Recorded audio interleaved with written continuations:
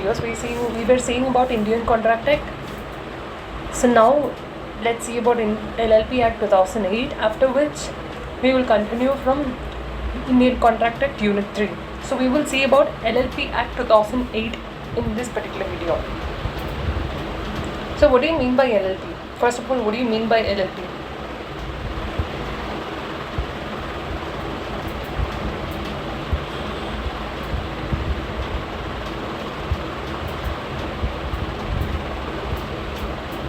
So first of all, what do you mean by LLP? As the name suggests, LLP, that is Limited Liability Partnership. Now we go to see limited liability. Now if we go to see, limited liability is basically a feature of company and not partnership, right? And then partnership generally has unlimited liability. So, but company has limited liability. So limited liability partnership is one which is generally a hybrid between company and partnership. So LLP is basically a hybrid. This is a combination of company and partnership. So it has certain features of company and it has certain features of partnership. As the name suggests, it's limited liability. So it has a feature of company which is limited liability. Number one. Number two is that so it has certain features of company, right? So it has limited liability, it's a separate legal entity unlike partnership firm, and not just that but also once it has become a separate legal entity. What do you mean by separate legal entity? So separate legal entity means unlike sole proprietary concern or partnership firm, wherein the owner and the firm and the concern, that is sole proprietary concern, or in case of partnership, partners and firm are one and the same, right? But over here in case of LLP, they're two different persons. So LLP, in case of LLP, it's a separate legal entity like company, so which means LLP is different or separate from that of its members. And then, so limited liability, it's a separate legal entity. Since it's a separate legal entity, it has common seal. And then not just that but also, since it's a separate legal entity, it will also have perpetual succession. Now what do you mean by perpetual succession? Perpetual means continual succession. So it means that LLP will continue regardless of whether the partners change, may come and go, but still the LLP will continue. So it has certain features of company and it has certain features of partnership. Now certain features of partnership, like for example over here, just like in partnership we have partnership agreement, like that over here we have LLP agreement. And in company we call them members. In partnership firm we call the persons within the firm, the persons constituting the firm, as partners. Over here also we refer them to as partners. But one more term used here is designated partners. Now who are designated partners? For this for the purpose of this act, designated partners are the partners who are designated for this act. So they will generally be responsible for day-to-day operations, for managing the LLP and all of the other matters. So generally, what do you mean by LLP? So LLP is basically a combination of basically a hybrid between company and partnership. It has certain features of company like separate legal entity, common seal, perpetual succession, and of course, as the name suggests, it's limited liability. So it has got limited liability. What do you mean by limited liability and what do you mean by unlimited liability? See, unlimited liability, and on the other hand we have limited liability. So if we go to see what do you mean by unlimited liability, it says as the term suggests. So as a term suggests, unlimited liability means, so this is applicable in case of like sole proprietary concern, wherein we have unlimited liability. Yeah, that's one example wherein the member, basically the sole proprietor or owner, has unlimited liability. So one example is sole proprietary concern, partnership firm, and limited liability in case of company, LLP. So what do you mean by unlimited liability? Unlimited liability means, so if at all the firm or the sole proprietary concern has to settle its liabilities, then in that case the firm's assets or sole proprietary concern's assets, as the case may be, would be used for the same. But in case if it's not sufficient, the liability would extend even to the personal assets of the sole proprietor or the partners, as the case may be. Take for example, in case of, let's take partnership firm for example, firm's assets for example comprises of 5 lakh, right? Now there's a liability to the tune of 10 lakh or maybe 8 lakh for example. Now in this case, firm's liability, will be, firm's assets will be used to settle firm's liability, which is basically this 5 lakh will be used to settle liability of 8 lakh. So basically 5 lakh will be used, and the remaining, even after then, there will be remaining liability of 3 lakh, which will be contributed by partners of the firm from their personal assets. So which means that in case of unlimited liability, the liability is not just limited to the assets of the firm, but also to the personal assets of the partner in case the firm's assets are insufficient.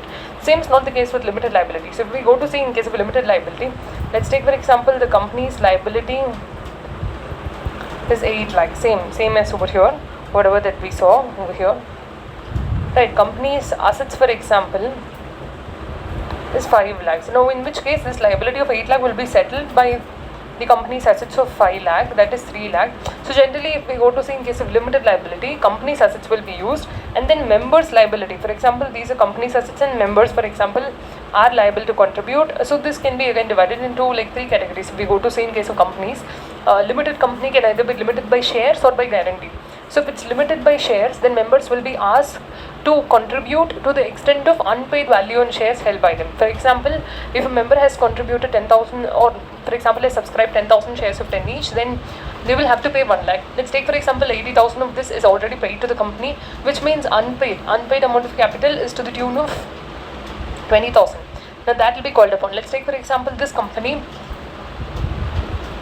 is a company limited by capital. If it's limited by guarantee, then in that case, only in the event of winding up, members will be called to contribute to the extent of the amount which is guaranteed to be paid by them. Basically, the guaranteed amount will be asked for contribution, not beyond that. In case of limited by shares, it's only up to the unpaid value, which can be called upon not just at the time of winding up, but also at the time of running the company. So let's take for example this company is a company limited by shares, so members unpaid value of shares which they are liable to contribute, let's take for example, is 1 lakh. So now in this case, again there is a deficit of 2 lakh. Now how will they settle this amount? This won't be settled in this case because members' liability is only limited, right? So it's limited to the extent of unpaid value on share in case of company limited by shares, and in case of company limited by guarantee, only to the extent of guaranteed amount and not above that. So in this case, this 2 lakh, if we go to see, will not be contributed from members' personal assets because their liability is limited. So this is one important feature of the company, that is of the company which is limited liability, which is not there in case of partnership firm or sole proprietary concern. So LLP, so in case of LLP, we'll see about LLP. This is again a very simple chapter. This is something that's not to be omitted. Like if we go to see in foundation, all the chapters that we have, all the law chapters are pretty simple. Once it is understood clearly, it's very simple. So nothing is to be omitted over here. I mean, you can read everything and then you will get conceptual knowledge of the same, and then you can self-study, you can watch videos, you can then self-study and then revise. So we look into LLP Act 2008. So Ministry of Law and Justice on 9 Jan 2007 notified the LLP Act 2008. Then Parliament passed this LLP bill on 12th December 2008. So if I'm not wrong, I think you will be remembering the one that we saw in the Indian Contract Act. So if not, please, not in the Indian Contract Act, I'm sorry. So for the one that we have seen in the Indian regulatory system, that is chapter 1. If not, please go and refer that video and then come back. So first, for the purpose of passing an act, first a bill will be proposed in the Parliament, and then it has to be approved by Lok Sabha, and then by Rajya Sabha, and then it has to get the assent, or basically the approval of President of India, and then finally it will be notified in the official gazette and then will be passed as an act. So here Ministry of Law and Justice on 9th January 2007 notified this LLP Act. Parliament passes bill on 12th December 2008. President of India has assented means has given his consent on 7 Jan 2009, and then it's called as LLP Act 2008. This act is basically applicable to whole of India. So this act has got totally 81 sections and 4 schedules. So in the four schedules, first schedule we have mutual rights and duties of partners as well as LLP and its partners, where there is absence of formal agreement with respect to them. So usually LLP will be having an agreement, as I already told you. Just like in partnership we have partnership agreement, in the same way for LLP we have LLP agreement. So if they have formal agreement, then they will adhere to the same. If not, then first schedule will provide them with the mutual rights and duties. Second schedule deals with conversion of firm into LLP. So second schedule is one where they've given about conversion of firm into LLP. Third schedule wherein it's given about conversion of private company into LLP. Fourth schedule where it's given about conversion of unlisted public company into LLP. Now why do they have to convert firm into LLP? Now in certain cases it's beneficial to be an LLP rather than be a firm. So this is because in case of LLP you have limited liability, which is not there in case of firm, wherein the partner's personal assets would also have to be taken. For small firms, instead of them incorporating into a company wherein it will be very kind of stringent procedures that they would have to follow and a lot of complexities over there, instead of that they can either choose for the firm to be LLP instead of being a company. So third schedule is one wherein it deals with conversion of private company into LLP.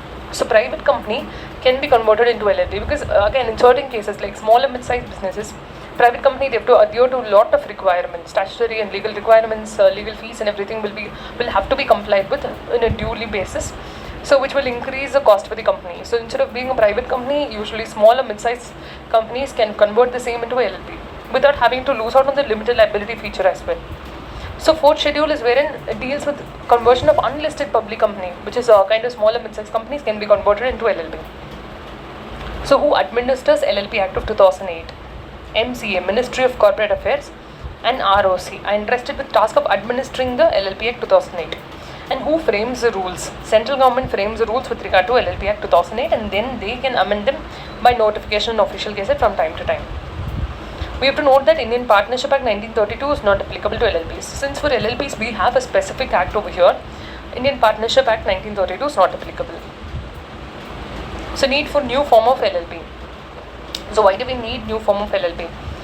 Because this will provide, it's an alternative to traditional partnership with unlimited personal liability. So here you have limited liability, right? So which is again a very important feature or benefit that LLP has got. And also for statute based governance structure of LLP. For limited liability companies, so you have the features of both partnership and company and also provides you with limited liability. So it's a better option for small and mid-sized businesses so that they can combine, organize and operate in a flexible, innovative and efficient manner. So LLP is an alternative corporate business vehicle. So instead of a particular business incorporating themselves into a partnership firm or company, they can choose to be an LLP, right? So it's an alternative corporate business vehicle. It provides the benefits of limited liability, which is again very important, and also flexibility of organizing the internal structure as a partnership based on mutually arrived agreements. So you have both the features, right? So it's a hybrid between company and partnership because you have limited liability feature, and not just that, but also you have the benefit of organizing the internal structure based on agreement among themselves. So based on agreement among themselves, they can choose to devise their internal structure. So limited liability partnership meaning and concept. So LLP is a separate legal entity wherein the liability of partners will be limited as what we saw over here as well. So it is limited liability, separate legal entity, and has, since it's a separate legal entity, it's common seal and it has perpetual succession. And also they've got the flexibility to devise an internal structure based on LLP agreement.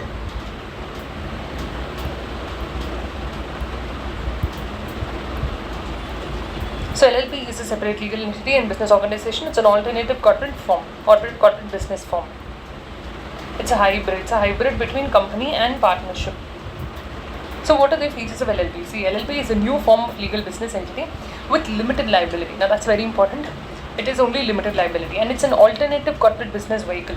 It's an alternative to company. So wherein again we have to follow a lot of procedures, that will increase the cost for a company. For small business, that would be very difficult for them. With the increase in cost, they can choose to be an LLP with limited liability as well as flexibility of the agreement, of devising the internal structure based on agreement. It allows the partners flexibility of organizing their internal structure based on LLP agreement.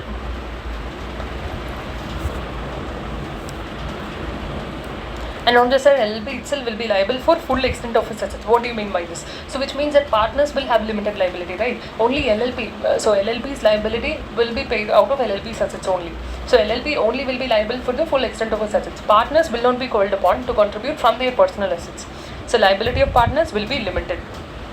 Important definitions. Now we'll have to look to few definitions over here. and then we will get to the other parts of this LLP. So important definitions. Body corporate.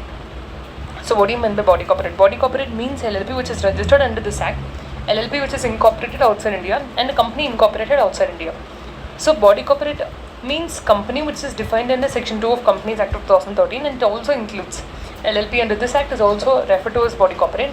LLP incorporated outside India and has a place of business in India is also treated as body corporate, and a company which is incorporated outside India, foreign company, is also included in a body corporate. But it does not include a corporation sole, like a sole proprietary concern is not included. Cooperative society is not included. Any other body corporate, not being a company as defined in clause 22, section 2 of Companies Act of 2013 or LLP, defined under this act, which central government by notification may, in official gazette may specify in this behalf. Next, so basically body corporate means it includes company, LLP, incorporated outside India or in India. But it does not include sole proprietary concern, corporation sole or cooperative society. And business, what do you mean by business? Business means every trade, profession, service, occupation. And one more thing, in the above definition body corporate, it also does not include any body corporate which is not a company under 220 of Companies Act or LLP. Next is business. So business, what do you mean by business? Business means every trade, profession, service, occupation, except any activity which central government may by notification exclude. Designated partner. A designated partner means partner who is designated under section 7. Entity. Entity means any body corporate and includes a firm set up under Indian Partnership Act. So entity is body corporate and firm. Financial year. Financial year. What do you mean financial year? Financial year means generally starts on 1st April and it ends on 31st March. So that's basically financial year. 1st April to the 31st March. 1st day of April to the 31st day of March. However, in case of LLP, which is incorporated after 30th day of September, in that case, it will end on 31st March for the following year. Like for example, what they mean over here is that, so generally it's from 1st April till 31st March.